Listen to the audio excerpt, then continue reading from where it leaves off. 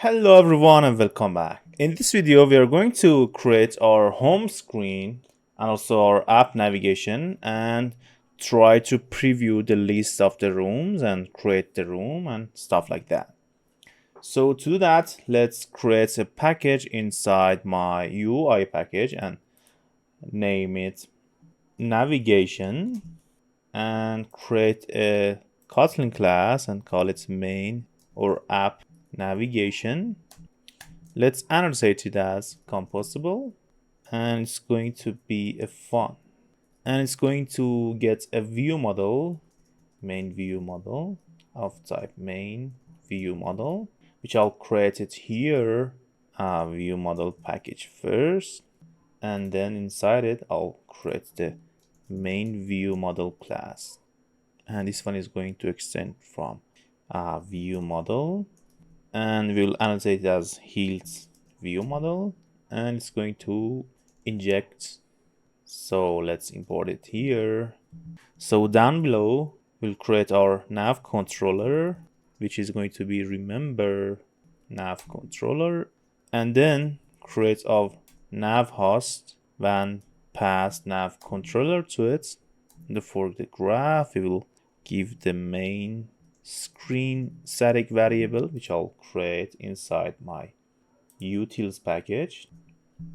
I'll create a constant file, constants, and give the main screen, it has to be const val, and it's going to be main screen.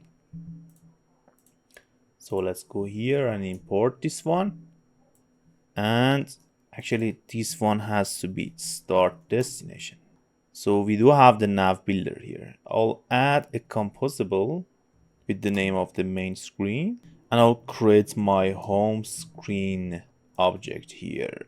And as the nav controller, I'll give it nav controller, and for the view model, I'll pass the main view model to it. So let's create our screen package and give it a Kotlin file, name home screen, and it's a composable name home screen, which will have the nav controller as input and also main view model, and we can inject it here.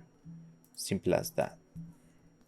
Okay, so now we have to move our permissions stuff to our home screen like this, and instead of them just simply use the app navigation. So as the main view model, I'll pass the main view model that I'll create up here. So private val main view model by view models, I'll pass main view model and make it as constructor.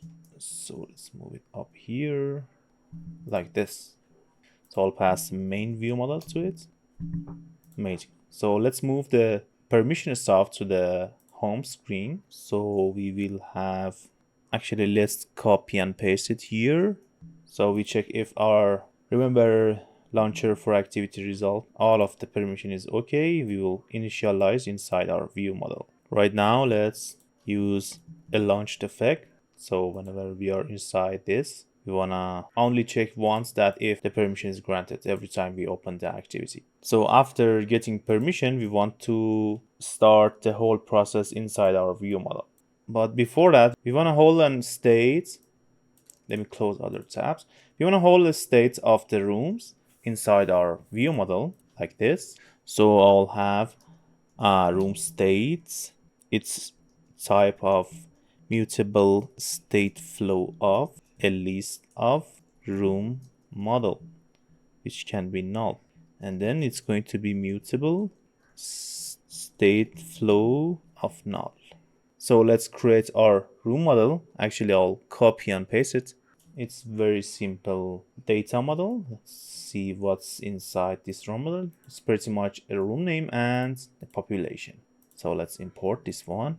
And outside of this view model, we wanna use this as state.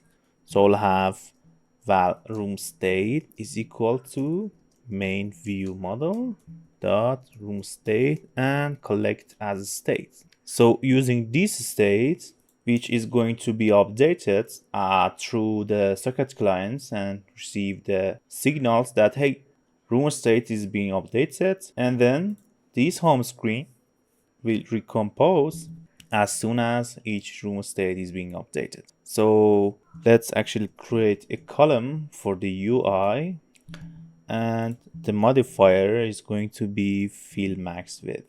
This column will represent our whole, home screen. So inside it, we will have a button. I'll just copy it, and it will show us, the create new room alert. I'll, just comment this for now. And below that, using the room state, let me copy and paste. Using the room state, we will create, there's an issue here. I'll copy and paste to import. So I'll use this room list that is state of my room model and create a row for each one. And then whenever we click on them, we will simply launch a navigation to that conference screen, which we will add later. So pretty much straightforward. Now let's go to the parts that we are going to work with our main view model and start interacting with the server. So that's it for this video. Till the next video, see you everyone.